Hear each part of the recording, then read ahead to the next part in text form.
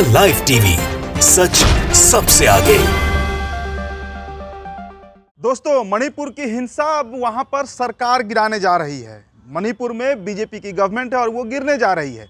मणिपुर में जो हिंसा चल रही है उसके चलते वहां भाजपा की सरकार गिरने जा रही है। बीजेपी के 19 विधायकों ने इस्तीफा देने का ऐलान कर दिया है। आज किसी भी वक्त वो इस्तीफा हो सकता है। ये सभी विधायक मैतेई समुदाय से आते हैं। विधायकों का कहना है कि मोदी सरकार मणिपुर में शांति लाने में फेल रही है, विफल रही है।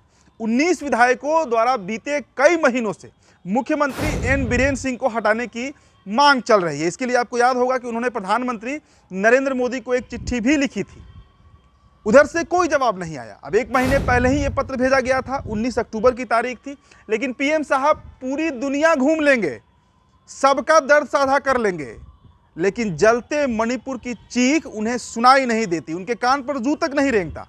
तो दोस्तों, मणिपुर में शांति के लिए अक्टूबर के महीने में दिल्ली में बैठक हुई थी। इस बैठक में मैतेई, कुकी और नगा समुदायों के करीब 20 विधायकों ने हिस्सा लिया था। वे सभी विधायक पहुंचे थे, बैठे थे, मीटिंग हुई थी। और यह बैठक गृह मंत्रालय द्वारा मेइती और कुकी समुदायों के बीच जो मतभेद है, जिसके कारण वहां पर हिंसा चल रही है, उनके बीच जारी संघर्षों का समाधान खोजने और मतभेदों को समाप्त करने के लिए बुलाई गई थी। लेकिन उसका रिजल्ट क्या हुआ? रिजल्ट जीरो रहा है। न गृह मंत्रालय, न पीएमओ यानी प्रधानमंत्री, कोई उधर देखना ही नहीं चाहता कि मणिपुर में हो क्या रहा है। एक और बड़ी अपडेट जो मणिपुर से निकल कर आ रही है वो ये है कि हिंसा वहां थमा नहीं है। कल की खबर आपको बताते हैं। कल यानी शनिवार को वहां भयंकर हिंसा हुई है। प्रदर्शनकारियों ने इम्फाल में मंत्रियों और विधायकों के घरों पर हमला कर दिया, आगजनी की गई, कई घरों में वहां आग लगा दिए गए। तस्वीरें आप अपने स्क्रीन पर देख रहे हैं। ये हिंसा तब भड़की जब जिरीबाम में बराक नदी में 3 महिलाओं और 3 बच्चों सहित कुल 600 बरामद किया गया। राज्य सरकार ने इम्फाल पूर्व, इम्फाल पश्चिम और बिष्णुपुर जिले में शाम 4:30 बजे से अनिश्चितकालीन कर्फ्यू लगा दिया है। साथ ही नफरत फैलाने वाले भाषणों और वीडियो पर रोक लगाने के लिए इम्फाल पूर्व, इम्फाल पश्चिम, बिष्णुपुर जैसे इलाकों में पूरी तरीके से इंटरनेट का जो सुविधा है, जो डेटा की सेवा मिलती है वहाँ के आम नागरिकों को, उसे निलंबित कर दिया गया है, सस्पेंड कर दिया गया है। मतलब स्थिति वहाँ आउट ऑफ कंट्रोल है। हर रोज़ वहाँ स्थिति बिगड़ रही है, आगजनी हो रहा है, मौतें हो रही हैं, हर रोज़ खबर आती है। अब तक जो सरकारी आंकड़े हैं उसके अनुसार मैतेई समुदाय के करीब 225 लोग, लगभग 220 से अधिक लोगों की मौत हो चुकी है। देखिए, मणिपुर में एनडीए की सरकार है, 60 सीट है वहां पर, जिसमें 53 सीटें एनडीए जीती है। 53 सीटें, 2/3 छोड़िए, लगभग सभी सीट। सिर्फ भाजपा के वहां 37 विधायक हैं। लेकिन सरकार क्या कर रही है? बीजेपी विधायकों का ये हाल है कि आप कल्पना नहीं कर सकते कि वहां कितनी बुरी स्थिति है। तो चलिए एक और मजेदार वीडियो आपको हम दिखाते हैं। और ये वीडियो मध्य प्रदेश पुलिस की, जो ड्रिंक एंड ड्राइव चेक करने के लिए पुलिस के पास जब ब्रेथ एनालाइजर नहीं होता है तो पुलिस ने वहां लोगों को एक सीधी लाइन में खड़ा कर दिया और सीधी लाइन पर चलवाना शुरू किया। जो लड़खड़ाया उसका चालान काट दिया।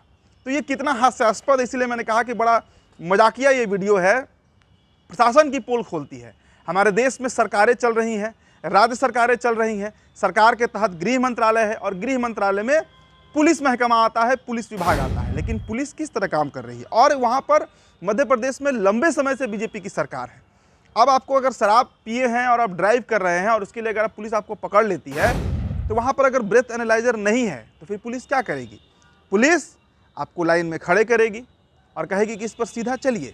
अगर आप सीधा चलने में सफल हो जाते हैं तो इसका मतलब आप नशे में नहीं हैं।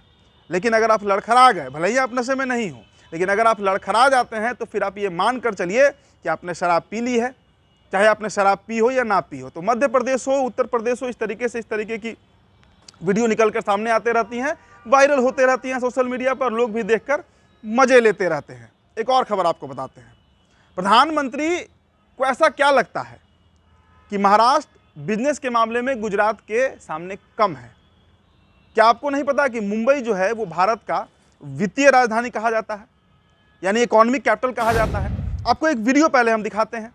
और ये वीडियो में आप देखिए नरेंद्र मोदी हर जगह, कोई भी भाषण हो, किसी भी राज्य में हो, गुजरात पर कैसे बोलते हैं। देखिए ये वीडियो। गुजरात की पूरी दुनिया में धूम मची हुई है। गुजरात, गुजरात के ये मुंबई की संकटों से मुंबई को अगर बाहर लाना है ना, तो पुणे जाने से नहीं आएगा, ये समझ के चले लोग। क्योंकि मुंबई का टेम्परामेंट बिजनेस से जुड़ा है, बिजनेस गुजरात के ब्लड से जुड़ा हुआ है। वो नेचुरली वहां जाता है। तो पढ़ना होगा तो पुणे जाएगा वो। देखिए, इस समय देश को गुजरात लॉबी चला रहा है। हमेशा इसकी चर्चा होती है और कई कांड भी किए जाते हैं।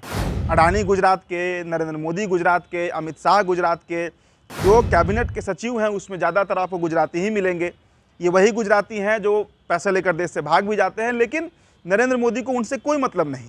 मेहुल चौकसी हो, नीरव मोदी हो, कई नाम हैं, लंबी फहरिस्त है, हमने कई बार आपको बताया भी है। उनकी गिरफ्तारी कब होगी, कब वो वापस आएंगे, देश का जो हजारों हजार करोड़ वो लेकर भागे हैं वो कैसे वापस आएगा, देश को जो वित्तीय नुकसान हुआ है, इकोनॉमिक लॉस हुआ है, उससे नरेंद्र मोदी को कोई मतलब नहीं। लेकिन महाराष्ट्र में जो चुनाव चल रहा है वहाँ पर भी जाते हैं तो गुजरात की चर्चा करते हैं, गुजरात मॉडल की चर्चा करते हैं। हालांकि गुजरात मॉडल फेल है, ये बात नरेंद्र मोदी भी जानते हैं, तो चर्चा थोड़ी कम हो गई है। लेकिन इसके बावजूद कई जगहों पर नरेंद्र मोदी जो है वो गुजरात करते रहते हैं। तो आखिर नरेंद्र मोदी को क्या लगता है, इस देश का जो इकोनॉमिक कैपिटल है, जहाँ बड़े बड़े बिजनेस हब, पूरा बॉलीवुड, तमाम चीज़ें हैं, उस राज्य में जब चुनाव हो रहा है तो वहाँ पर भी नरेंद्र मोदी गुजरात मॉडल ही पेश कर रहे हैं। तो फिलहाल इस रिपोर्ट में इतना ही। मेरा नाम उदित तारन है। द लाइव टीवी पर ये वीडियो आप देख रहे थे। अगर आपको हमारा ये वीडियो अच्छा लगा हो तो इसे लाइक शेयर ज़रूर कीजिएगा। बहुत बहुत शुक्रिया। द लाइव टीवी, सच सबसे आगे।